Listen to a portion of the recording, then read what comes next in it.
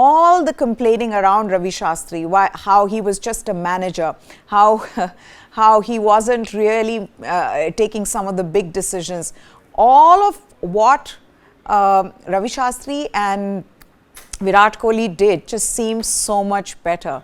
It seems like they really were trying to do something good with this Indian team, especially from where we're standing, Jamie. But yes, coming back to KL Rahul and Shreyas Iyer, do you believe that then, they should just wait? I mean, is this the right way? Should they be drafted in even if they are fit? Again, right, the situation is so dire, it's so desperate. The amount of time that India have invested and are waiting to invest further to see if they're fit means that even if they can walk into the ground, they're going to play, right? I think we should take it player by player, right? KL Rahul has been given a longer rope. He has far more faith from this management than Shreyas Iyer has because of the fact that they see him as their number one wicketkeeper, right? Now, like I've been saying now, in fact, Chetan will remember we were on another show some time ago, and he asked me to give him my World Cup 15. At that point, the only person from these three injured players I had in my 15 was Shreyas Iyer. I did not have KL Rahul, and I did not have Bumrah. I think this was end of May or first week of June. Because I had a feeling that KL Rahul, even if he does fit, because they want to pigeonhole him into being the keeper batsman, and I know their visuals, we've seen visuals of him diving and keeping, but like we've discussed, sometimes the visuals are given from a different optical illusion perspective. Is KL Rahul perhaps fit enough to come back and bat? I would say probably yes.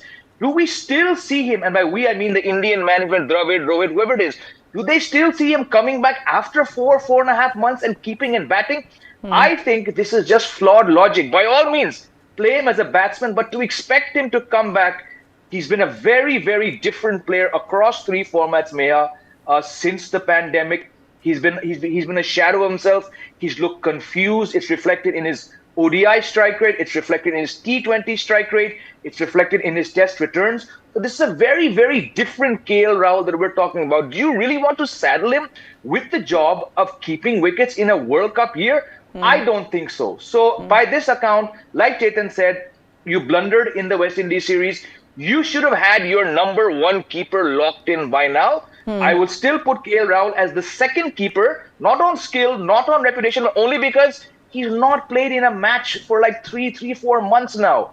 So, yes, very, very important. But if they make the blunder of bringing him in 95% and saying, Bhaiya, keeping bhi kar lo, bad call. One thing is clear, there is no KL Rahul.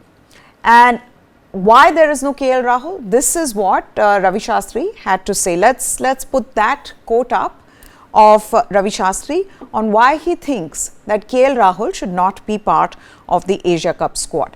And he goes on to say, see, when you're talking of a player like KL Rahul, who's not played and is recovering from an injury, to think of him in the 11 of the Asia Cup, you're asking a little too much of the player himself, and then you're talking keeping. When a guy comes from an injury, the range of movement and things of that sort, so that's a no-no. This is Ravi Shastri saying this. And this is exactly what you were saying, Jamie, as well. That it's one thing that you're batting, but if you're keeping, and I don't think KL Rahul, I mean, he would keep if the captain asked him to, or the team management asked him to, but he's a reluctant keeper. He doesn't keep in IPL.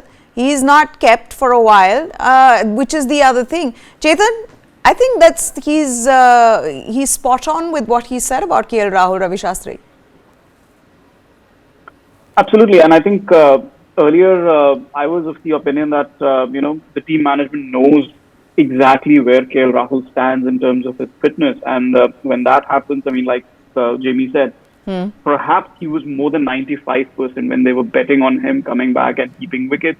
But now the very fact, as you mentioned, that they're waiting 3 additional days to take a call on his fitness and see whether they can include him in the Asia Cup, it shows that he's not in excess of 95 to 98% when it comes to his fitness, especially when it comes to keeping. It's more on the 85 to 90% side, and then that becomes a big risk. As Ravi Shastri said, and I have to agree with Jamie as well, you can't bring him in and just hope that everything goes well. Batting is fine. Yes, he can bat and everything, but obviously that also puts a lot of stress on your lower back in terms of your footwork and your, your handwork, etc.